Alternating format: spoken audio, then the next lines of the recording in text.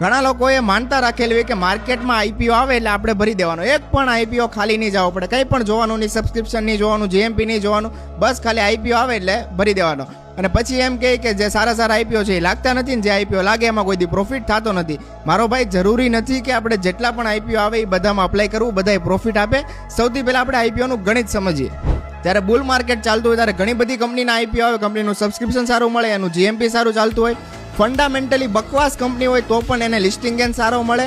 પણ જ્યારે બેર માર્કેટ ચાલતું હોય ત્યારે કંપનીના આઈપીઓ આવવાના ઓછા થઈ જાય, કંપનીને સબસ્ક્રિપ્શન ઓછું મળે, એનું જીએમપી ઓછું ચાલતું હોય અને સારી ફંડામેન્ટલ કંપની હોય છતાં એનો પ્રોફિટ અથવા લિસ્ટિંગ ગેન આપણને બહુ ઓછા મળે અથવા તો નેગેટિવની અંદર પણ મળે.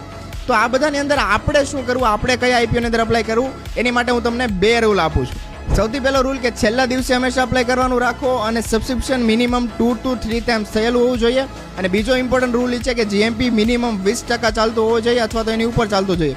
આ 2 કન્ડિશન અપ્લાય થાય તો જ આઈપીઓની અંદર અપ્લાય ભરવાનું, બાકી દૂરથી સલામ. તો વિડીયો ઇન્ફોર્મેટિવ લાગ્યો હોય તો શેર કરી દેજો તમારા બધા મિત્રો સાથે કે જે બધા આઈપીઓની અંદર અપ્લાય કરતા હોય, અને વિડીયોને લાઇક કરી અને ફોલો કરી દેજો. મળીએ નવા વિડીયોમાં. જય હિન્દ, જય ભારત.